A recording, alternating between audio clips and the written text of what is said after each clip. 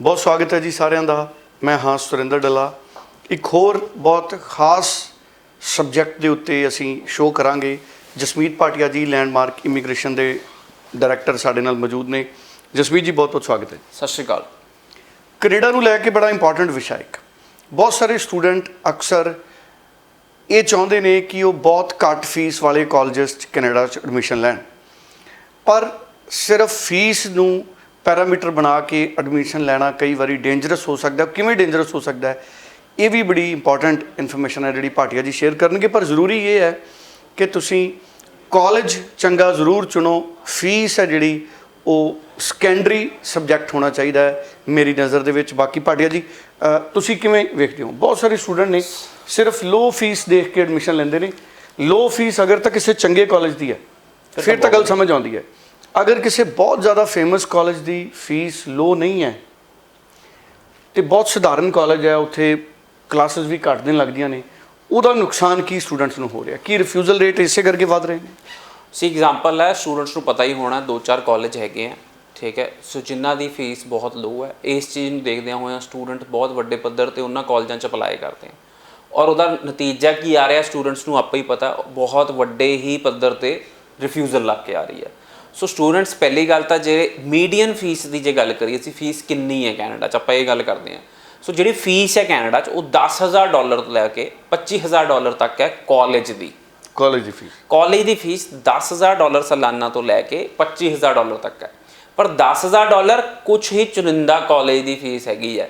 $10,000 ਜਿਹੜੀ ਫੀਸ ਹੈ ਬਹੁਤ ਘੱਟ ਕਾਲਜਸ ਦੀ ਹੈਗੀ ਹੈ। ਸੋ ਜੇ ਤਾਂ ਅਸੀਂ ਗੱਲ ਕਰੀਏ ਕਿ $10,000 'ਚ ਜੇ ਸਾਨੂੰ ਕੋਈ ਸਰਕਾਰੀ ਕਾਲਜ ਮਿਲ ਰਿਹਾ ਹੈ then it is well and good. But if you are applying to a private college that is giving you class only for one day and the quality of education is not that great, then I feel कि ਇਹ ਸਾਰੀਆਂ ਚੀਜ਼ਾਂ high commission ਨੂੰ ਵੀ ਪਤਾ ਹੈ ਕਿ ਇਹ college ਇੱਕ ਦਿਨ ਪੜ੍ਹਾਉਂਦਾ ਹੈ, ਇਹਦੇ ਕੋਲ ਸਿਰਫ ਇੱਕ ਫਲੋਰ ਹੈਗਾ ਜਿੱਥੇ ਇੰਨੇ ਹਜ਼ਾਰਾਂ ਬੱਚੇ ਪੜ੍ਹਨ ਅਪਲਾਈ ਕਰਤੇ ਹੈ। ਸੋ ਜੇ ਅੰਬੈਸੀ ਨੂੰ ਪਤਾ ਹੈ ਕਿ ਇਹ ਇੱਕ ਫਲੋਰ ਉੱਤੇ ਹਜ਼ਾਰਾਂ ਬੱਚੇ ਨੂੰ ਕਾਲਜ ਪੜ੍ਹਾਉਣਾ ਚਾਹੁੰਦਾ ਹੈ ਤਾਂ ਤੁਸੀਂ ਆਪੇ ਹੀ ਹਿਸਾਬ ਲਾ ਸਕਦੇ ਹੋ ਕਿ ਉਹੋ ਜਿਹੇ ਕਾਲਜ ਦਾ ਵੀਜ਼ਾ ਸਕਸੈਸ ਰੇਟ ਕੀ ਹੋਏਗਾ। ਇੱਕ ਦਿਨ ਦੀ ਕਲਾਸ ਹੈ, 3-3 ਘੰਟੇ ਕਲਾਸ ਚੱਲਦੀ ਹੈ, ਪੂਰਾ ਹਫਤਾ ਆਪਣੇ ਕੋਲ ਸਿਰਫ 6 ਕਲਾਸ ਰੂਮ ਹੈ। ਸੋ ਜੇ ਮੈਂ ਕਹਿਣਾ ਨਹੀਂ ਚਾਹੁੰਦਾ, ਬਟ ਸਾਡੇ ਆਫਿਸਿਸ ਵੀ ਉਸ ਕਾਲਜਸ ਤੋਂ ਵੱਡੇ ਹੈਗੇ ਆ, ਸਾਡੇ ਆਪਣੇ ਆਫਿਸਿਸ ਵੀ ਇਹੋ ਜਿਹੇ ਕਾਲਜਸ ਤੋਂ ਵੱਡੇ ਆ। ਸੋ ਜੇ ਤੁਹਾਨੂੰ ਲੱਗਦਾ ਹੈ ਕਿ ਤੁਸੀਂ ਇਹੋ ਜਿਹੇ ਕਾਲਜ 'ਚ ਪੜ੍ਹ ਕੇ ਕੋਈ ਆਪਣਾ ਫਿਊਚਰ ਬਣਾਉਣਾ ਚਾਹੁੰਦੇ ਹੋ ਤਾਂ ਬਹੁਤ ਹੀ ਦੂਰ ਦੀ ਗੱਲ ਹੈ। You will B doing normal jobs all your life ਜੇ ਤੁਸੀਂ ਇਹੋ ਜਿਹੇ ਕਾਲਜ ਪੜ੍ਹਨਾ ਚਾਹੁੰਦੇ ਹੋ। ਸੋ ਕੁਝ ਸਰਕਾਰੀ ਕਾਲਜਸ ਦਾ ਨਾਮ ਲਵਾਂਗਾ ਜਿਨ੍ਹਾਂ ਦੀ ਫੀਸ ਅਫੋਰਡੇਬਲ ਹੈ। ਨਾਰਦਰਨ ਲਾਈਟਸ ਕਾਲਜ ਦੀ $11,000 ਤੋਂ $12,000 ਫੀਸ ਹੈਗੀ ਬ੍ਰਿਟਿਸ਼ ਕੋਲੰਬੀਆ 'ਚ। ਕੋਸਟ ਮਾਊਂਟੇਨ ਕਾਲਜ ਦੀ ਵੀ $11,000 ਤੋਂ $12,000 ਫੀਸ ਹੈਗੀ ਹੈ ਬ੍ਰਿਟਿਸ਼ ਕੋਲੰਬੀਆ ਵਿੱਚ। ਕਿਆਨੋ ਕਾਲਜ ਅਲਬਰਟਾ 'ਚ ਹੈ, ਉਹਦੀ ਵੀ $12,000 ਤੋਂ $13,000 ਫੀਸ ਹੈਗੀ ਹੈ। ਨਿਊ ਬਰੂਨਜ਼ਵਿਕ ਕਮਿਊਨਿਟੀ ਕਾਲਜ ਦੀ ਫੀਸ ਹੈਗੀ ਹੈ $10,000 ਦੀ। ਪਰ ਨਿਊ ਬਰੂਨਜ਼ਵਿਕ ਕਮਿਊਨਿਟੀ ਕਾਲਜ 'ਚ ਸੀਟ ਮਿਲਣੀ ਬਹੁਤ ਮੁਸ਼ਕਿਲ ਕੰਮ ਹੈਗਾ। ਸੋ ਬਲਕਿ ਜਿਨ੍ਹਾਂ ਨੂੰ ਸੀਟ ਵੀ ਮਿਲੀ ਹੁੰਦੀ ਹੈ ਉਹਨਾਂ ਨੂੰ ਵੀ ਐਡਮਿਸ਼ਨ ਨਹੀਂ ਮਿਲ ਪਾਉਂਦੀ, ਕਈ ਵਾਰੀ ਫੀਸ ਦੇਣ ਤੋਂ ਬਾਅਦ ਵੀ ਐਡਮਿਸ਼ਨ ਨਹੀਂ ਮਿਲ ਪਾਉਂਦੀ। ਸੋ ਹੋਰ ਵੀ ਕੀ ਕਹਿੰਦੇ, ਜੇ ਕਾਲਜਸ ਦੀ ਅਸੀਂ ਅਫੋਰਡੇਬਲ ਦੀ ਗੱਲ ਕਰੀਏ, ਯੂਕਾਨ ਕਾਲਜ ਦੀ ਫੀਸ ਹੈਗੀ ਹੈ ਅਪਰੋਕਸੀਮੇਟਲੀ $10,000। ਸੋ ਬਟ ਇਹ ਸਾਰੇ ਸ਼ਹਿਰ ਛੋਟੇ ਸਾਰੇ ਕਾਲਜ ਛੋਟੇ ਸ਼ਹਿਰਾਂ 'ਚ ਹੈ and very good opportunities are there. ਮੈਂ ਆਪੇ ਬੱਚੇ ਭੇਜੇ ਨਾਰਦਰਨ ਲਾਈਟਸ ਕਾਲਜ 'ਚ ਜਿਨ੍ਹਾਂ ਦੀ PR ਵੀ ਹੋ ਗਈ ਉੱਥੇ ਜਾ ਕੇ। ਸੋ ਸਟੂਡੈਂਟਸ ਵੀ should focus on a government college only. So specially if you are interested in a low fees. ਜਦੋਂ ਅਸੀਂ ਇੱਕ ਪ੍ਰਾਈਵੇਟ ਕਾਲਜ ਨੂੰ ਚੂਜ਼ ਕਰਦੇ ਹਾਂ ਲੋ ਫੀਸ ਦੇ ਚੱਕਰ ਵਿੱਚ, then you are heading towards 50-50 chance of visa, ਮਤਲਬ ਕਿ ਵੀਜ਼ਾ ਚਾਂਸ ਬਹੁਤ ਹੀ ਥੁੜ ਜਾਂਦਾ ਹੈ। ਉਸ ਤੋਂ ਬਾਅਦ ਮੈਂ ਕਹਿੰਦਾ ਵੀਜ਼ਾ ਲੱਗ ਗਿਆ ਤੁਹਾਡਾ, you are studying 1 day or 1 day class in a week, then what you will be learning for your future. See ਦੇਖੋ ਆਪਾਂ ਪੜ੍ਹਨ ਜਾ ਰਹੇ ਹਾਂ, ਅੱਜ ਦੀ ਡੇਟ 'ਚ 4 ਲੱਖ ਦੇ ਕਰੀਬ ਬੱਚਾ ਕੈਨੇਡਾ 'ਚ ਪਹੁੰਚ ਰਿਹਾ। 4 ਲੱਖ ਬੱਚਾ ਜਦੋਂ ਕੈਨੇਡਾ 'ਚ ਸਾਲਾਨਾ ਪਹੁੰਚੇਗਾ, ਸੋ PR ਵੀ ਇਹ 4 ਲੱਖ ਬੱਚਾ ਹੀ ਅਪਲਾਈ ਕਰੇਗਾ। ਤੁਹਾਨੂੰ ਲੱਗਦਾ ਕਿ ਸਾਰੇ ਬੱਚਿਆਂ ਨੂੰ PR ਮਿਲੇਗੀ? ਨਹੀਂ। ਸੋ ਸਾਰੇ ਸੀ ਦੇਖੋ ਕੈਨੇਡਾ ਵਿੱਚ NOC OABC, this is a technical what I am telling you, ਕਿ ਇਹ NOC ਕੋਡਸ ਹੋ ਜਾਂਦੇ ਆ। ਸੋ NOC ਕੋਡਸ ਦੇ ਅੰਦਰ ਜੌਬ ਲੈਵਲਸ ਦੇ OABC ਵਾਲਿਆਂ ਨੂੰ PR ਲੈਣੀ ਆਸਾਨ ਹੋ ਜਾਂਦੀ ਹੈ, ਉਹ ਇਜ਼ ਦਾ ਹਾਈਐਸਟ। ਬਟ ਉਹ ਮੈਂ ਤੁਹਾਨੂੰ ਦੱਸਣਾ ਚਾਹਾਂਗਾ ਇਹ ਵੀ ਆਪਣੇ ਕਿਸੇ ਸਟੂਡੈਂਟ ਦਾ ਨੌਕ ਨਹੀਂ ਹੈਗਾ। ਸੋ ਨੌਕ ਕੋਡ ਜੇ ਤੁਹਾਡਾ C ਹੈ, you will be never able to apply for PR, or in some cases you cannot even call your spouse dependent visa। So students, we need to focus on this ਕਿ ਜੇ ਤੁਸੀਂ ਪੜ੍ਹਾਈ ਕਰਨ ਜਾ ਰਹੇ ਹੋ then you get a good job। ਸੋ ਜੇ ਹੁਣ ਅਸੀਂ ਘੱਟ ਕੀਤੀ low fees colleges ਦੀ, ਹੁਣ ਵੈਸੇ ਜੇ ਅਸੀਂ ਮੀਡੀਅਨ ਰੇਂਜ ਦੇਖੀਏ ਕਿ ਜ਼ਿਆਦਾਤਰ colleges ਦੀ ਫੀਸ ਕਿੰਨੀ ਹੈ, that is above $15,000। ਸੋ ਜ਼ਿਆਦਾਤਰ colleges ਦੀ ਜਿਹੜੀ ਫੀਸ ਹੈਗੀ ਹੈ 80% colleges ਦੀ ਫੀਸ ਹੈਗੀ ਹੈ ਉਹ $15,000 ਤੋਂ $20,000 ਦੇ ਵਿੱਚ ਹੈ। ਸੇਂਟ ਕਲੇਅਰ ਕਾਲਜ ਦੀ ਫੀਸ ਹੈਗੀ ਹੈ $15,500 ਤੋਂ $16,000 depending on course. Niagara college ਦੀ ਫੀਸ $16,000 ਤੋਂ $18,000 ਹੈ depending on course. Loyalist college ਦੀ ਫੀਸ $15,000 ਤੋਂ $18,000 ਹੈ depending on course. Seneca college ਦੀ ਫੀਸ $15,000 ਤੋਂ $18,000 ਹੈ ਕੋਰਸ ਦੇ ਹਿਸਾਬ ਦੇ ਨਾਲ। So this is just an example I am giving you, but mostly ਜਿਹੜੀ ਫੀਸ ਹੈਗੀ ਹੈ mostly that is between $15,000 to $20,000। ਸੋ ਕਿਉਂ ਤੁਹਾਡੇ ਤੋਂ ਇਹ ਸਰਕਾਰੀ ਕਾਲਜ ਸਾਰੇ $15,000 ਤੋਂ $20,000 ਲੈਂਦੇ ਆ? ਕਿਉਂਕਿ 3 ਦਿਨ ਕਲਾਸਾਂ ਲਗਾਉਣੀਆਂ, minimum 3 days, it can be 4 days also। 4 ਘੰਟੇ ਦਾ ਲੈਕਚਰ ਲਗਾਉਣਾ ਹੈ। they have to give you quality education। 100 ਏਕੜ ਚ ਕੈਂਪਸਿਸ ਹੈਗੇ ਆ। you will enjoy going to the college ਜੇ ਤੁਹਾਡਾ ਪਰਪਸ ਸਟੱਡਿੰਗ ਹੈਗਾ। I know ਜਦੋਂ ਅਸੀਂ ਇੱਥੋਂ ਨਿਕਲਦੇ ਹਾਂ ਆਪਾਂ ਇਹ ਸੋਚ ਕੇ ਨਹੀਂ ਨਿਕਲਦੇ ਕਿ ਮੇਰਾ ਪਰਪਸ ਸਟੱਡਿੰਗ ਹੈਗਾ। ਮੋਸਟਲੀ ਬੱਚਿਆਂ ਦਾ ਪਰਪਸ ਇਹੀ ਹੁੰਦਾ ਕਿ ਮੈਂ ਉੱਥੇ ਪਹੁੰਚ ਜਾਂ ਬਸ। ਬਟ ਸੀ ਇਫ ਮੈਂ ਬਾਰ-ਬਾਰ ਉਸੇ ਗੱਲ ਤੇ ਆਨਾ ਕਿ ਜੇ ਤੁਸੀਂ PR ਅਪਲਾਈ ਕਰਨਾ ਚਾਹੁੰਦੇ ਹੋ ਤਾਂ you have to study also. Private colleges ਜਿਹੜੇ ਬੱਚੇ ਪੜ੍ਹਦੇ ਆ, ਕੀ ਲੱਗਦਾ ਹੈ PR ਉਹਨਾਂ ਦੇ ਅਟੇਨ ਕਰਨ ਦੇ, ਹਾਸਲ ਕਰਨ ਦੇ ਚਾਂਸਸ ਵੀ ਘਟਦੇ ਨੇ? ਸਕਸੈਸ PR ਦੇ ਵਿੱਚ ਘੱਟ ਹੈ ਪ੍ਰਾਈਵੇਟ ਕਾਲਜਸ ਪੜ੍ਹੇ ਸਟੂਡੈਂਟਸ ਦੀ? ਸੀ ਦੇਰ ਆਰ ਮੈਨੀ ਵੇਜ਼ ਟੂ ਗੈਟ PR। ਹੁਣ ਪਤਾ ਕੀ ਹੈ, ਬੱਚੇ ਜਦੋਂ ਇੱਥੇ ਜਾਂਦੇ ਆ ਉਹ ਸਿਆਣੇ ਹੋਈ ਜਾਂਦੇ ਉੱਥੇ ਜਾ ਕੇ।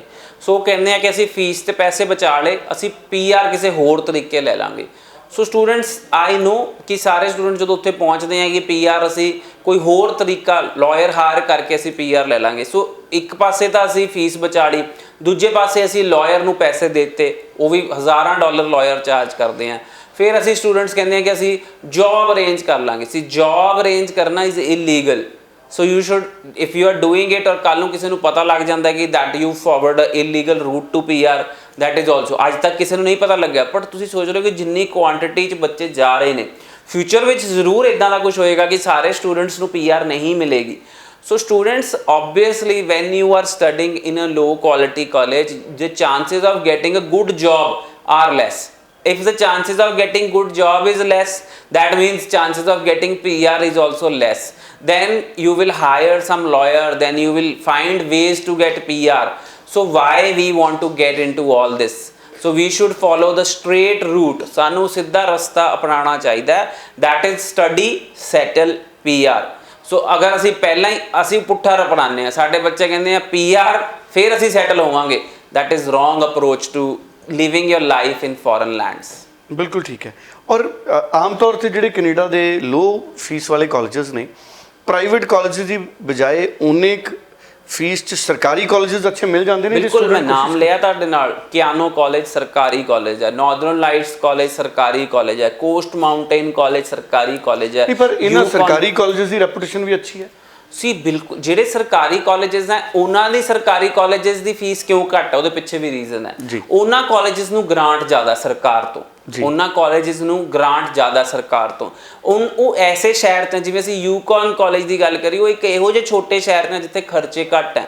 The median salaries are less, living cost is less, running of a college is less। ਜੇ ਅਸੀਂ ਓਨਟਾਰੀਓ ਦੀ ਗੱਲ ਕਰੀਏ ਤਾਂ ਮੋਸਟ ਪੋਪੂਲਸ ਸਟੇਟ ਕਹਿੰਦਾ ਮੈਂ ਇੰਡੀਅਨ ਆ ਕਿਉਂਕਿ province of Canada is Ontario. So most populous ਹੋਏਗਾ ਤਾਂ ਖਰਚਾ ਆਪੇ ਹੀ ਵੱਧ ਹੋਏਗਾ। ਜਿਵੇਂ ਅਸੀਂ ਕਹੀਏ ਬੰਬੇ 'ਚ ਰਹਿਣ ਖਾਣ ਦਾ ਖਰਚਾ, ਕੰਪਨੀ ਚਲਾਉਣ ਦਾ ਖਰਚਾ ਜਲੰਧਰ ਤੋਂ ਹਮੇਸ਼ਾ ਹੀ ਜ਼ਿਆਦਾ ਹੋਏਗਾ। ਸੋ ਅਸੀਂ ਗੱਲ ਕਰਦੇ ਹਾਂ ਕਿ ਜੇ ਕਿਸੇ ਵੱਡੇ ਸ਼ਹਿਰ 'ਚ ਅਸੀਂ ਜਾਂਦੇ ਹਾਂ ਤਾਂ ਖਰਚੇ ਕਾਲਜ ਨੂੰ ਰਨ ਕਰਨ ਦੇ, ਆਰਗੇਨਾਈਜੇਸ਼ਨ ਨੂੰ ਰਨ ਕਰਨ ਦੇ ਜ਼ਿਆਦਾ ਹੋ ਜਾਂਦੇ ਆ। ਤੁਹਾਡੀ ਗ੍ਰਾਂਟ ਕਿੰਨੀ ਆਉਂਦੀ ਹੈ ਉਸ ਚੀਜ਼ 'ਤੇ ਵੀ ਡਿਪੈਂਡ ਕਰਦਾ। ਸੋ ਇਹ ਸਾਰੀਆਂ ਚੀਜ਼ਾਂ ਫੈਕਟਰਸ ਮੈਟਰ ਕਰਦੇ ਆ ਕਾਲਜ ਦੀ ਫੀਸ ਡਿਸਾਈਡ ਕਰਨ ਲਈ।